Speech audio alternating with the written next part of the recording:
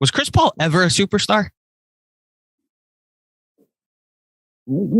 Okay, taking way too long. Okay, taking way too long.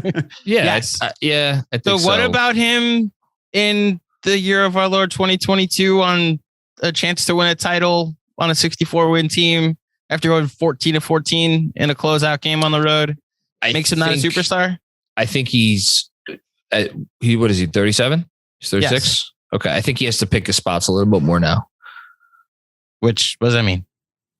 I just think he's a little older, and I think he has to pick his spots a little bit more. A year younger than LeBron James. How's that? And LeBron James is the most freakish athlete maybe that's ever walked the planet and missed the playoffs. Yes, I understand that. My point is, if Chris Paul was at one point in time a superstar, which I think he was, like he's never been like a guy who's going to go out there and like dominate with usage. I'm trying to say, it would not surprise me if he like never had a usage rate over 25. But I want to look that up to be sure. I just think there were times in his career where he probably had it in him to just like dominate a playoff series. A guy's not a superstar if he has below a 20 usage rate, and he has below a 20 usage rate this year. I think that's why he's the point guard, and he puts guys in better position to succeed because he's the ultimate example of a superstar point guard. He had a 27 usage rate twice. He had a 25 usage rate one other time, and every time else has been below that. Like Magic Johnson. Like, I understand. What? To interject, the usage rate. I hate to use assists per game as this kind of thing, but like he had 10.8 assists per game this year. Before that, it was 8.9, 6.7, 8.2, 7.9. I understand, 9.2. And that was a big part of what is a better playmaker now, which makes him, at least in my mind, a superstar. That was a big part. Yeah. That was a big part of what made Magic Johnson a superstar. John Stockton also dished a fuckload of assists. He was never a superstar. You know, I think Chris Paul is much closer to Magic Johnson than he is to John Stockton, to be very clear about that. But like Chris Paul had playoff series in his life where I'm just looking at it now, where he averaged, 22.5 and 12 assists, 21.2, 10 assists, 25 and 10 assists, 24 and change and 6 assists. Mm-hmm. You know, like last year, Western Conference Finals is probably your best argument. He averaged 24 and 9. Series before that against Denver, the sweep, he averaged 25.5 and 10 assists. This is going to be the 10th year in his career where he will basically be top 6 in MVP voting.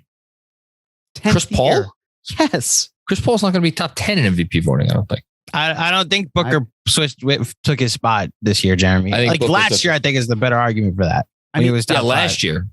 But again, like if the conversation is that he's never been that, like this is someone who has consistently been. If you want to throw out this year, then go for it. We'll see what the voting results are. But that's still 9 times. Yeah, my question was ever 2007, 2008. That's incredible. Yeah, that's my question. My question was, has he ever? And you have not said yes yet. I think he was, and now you're just making me. He's such.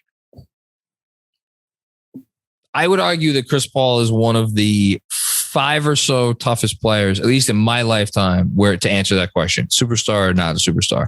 To me personally, it's a really, really tough, because I think there's a part of me that's like, of course he's a superstar, and then there's another part of me that's like, nah, it doesn't pass the smell test, because he's just not. He's not a superstar in the way we've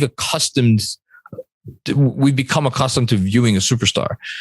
Because he's not a guy who's going to go out there and like drop 45 usually, you know?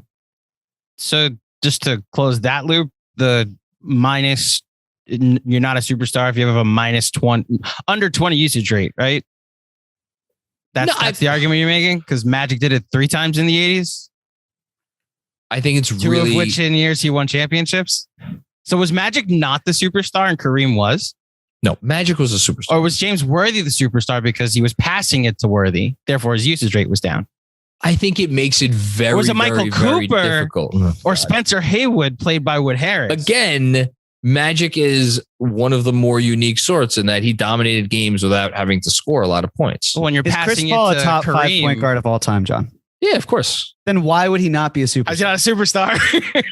Like if you're putting him as one of the 5 best in the position that he's ever played, that anyone's ever played, why is he not a superstar? And since Stockton's in that convo, I think he's also a superstar. Stockton's not. And I think John Stockton. Are you a superstar if you have a statue? I don't give a fuck. I know. I was kidding. Yeah. You know what? Maybe Chris Paul was. He was at one point. I can't put him there right now. That's so tough. Look, I personally love that you have this standard. Whether I can make sense of it or not is not my prerogative because it's your standard. It makes for a more interesting debate. Listen, I don't think it's not all that nonsensical. I just can't completely. It's your opinion, so I'm like, okay, I'm getting your opinion on it. It's like when Oz and Yash asked me about, is this guy a Hall of Famer? I'm like, no, and they then throw all these numbers at me. Like, okay, no. Using my own test, if like after this series that the Suns are about to play the Mavs, right? Mm-hmm. If we turn around and be like, yeah, Chris Paul outplayed Luka Doncic in this series. My first thought in hearing that would be like, well, yeah, but he didn't have to do anything close to what Luka had to do. And I think that has a lot to do with it, where at one point in time, Chris Paul like had to do everything for his teams. And he was a superstar at that time. Now, Chris Paul gets to be on a team that I think everybody agrees has the best top to bottom rotation in the league. He also gets to play with another guy who both of you guys seem to think is a superstar. So like he doesn't need to do everything. And doesn't that have to factor in? So he was a superstar. That's the answer to the question. Yeah. Okay. Yes, he was. Yeah. I don't think it needs to be head to head that determines one guy is a superstar and the other, maybe not. Like, that's why I say there are levels to this, because Luka Doncic to me is way up there in superstar talent. And I still think Chris Paul is too, but he's not way up there. He's down here, but there's still plenty of room. He's so unique. How does that matter? So like Allen Iverson, he's the top right? 5 point guard of all time. Yeah, but it's just such a unique discussion. Like some guys throughout NBA history. Where are you going with that with Allen Iverson, by the way? Like Allen Iverson's a superstar. Okay. Yeah. But Trae Young, no, I'm kidding. No, but like Allen Iverson, like even for his time, was a brutally inefficient player, like incredibly inefficient player. But he had a certain something about him. I just got to be honest. I don't think for your argument, John, you can ever include playoff performance as a success because like we've thrown multiple one-on-one examples where superstars were outplayed by players that you perceive are not superstars. Like anything could happen in a game, right? Or even so then you're really, your argument is, when you see it, and that is my argument. Your gut is like, when I see it, that's a superstar, which as somebody who argues against the Hall of Fame for baseball, for certain people, I respect it. Like there is a playoff series from 3 years ago where LeBron James, Anthony Davis, and Jimmy Butler shared the court, and I didn't know who the best player was. Like that is a thing that happened. You could say the bubble, well, fine, but like Jimmy Butler, there were moments where it's like, oh, I have no idea if he's the best player in this series or not, which we all don't think, right. He played like a superstar. Played like a superstar for that series. Yeah. If he's not a superstar, then what is the definition? And for you, when you see it. And I guess Jeremy and I have a little more lax. I personally think this is the most talent the league has ever had. So I think saying there's 14 superstars is a perfectly fine thing to say. It doesn't have to be a cutoff at 7 or 8 because of the immense amount of talent that we're seeing. It's just other guys are getting snubbed, but like there is a it when you see it factor, but you can also widen the pool because you have the old guard and the new guard and then the guys in between. And it's unlike anything I think we've truly ever seen. There've obviously been old guards and new guards, but the crossover, it's just the talent, as you're saying, Andrew, it's so massive that it's just different now. It's different than it was 10 years ago. I'm also on this YouTube kick lately where I'm rewatching games from the 60s. Don't ask me why. Okay, maybe it's just that's awesome. I love that break from wedding planning at this point. That's great. But like I rewatched the Game 7 from 1963 or 64, whichever the first of the Game 7s between the Celtics and Lakers. And like Don Nelson's shooting form might be the worst I've ever seen in my life. And he's starting for the Boston Celtics.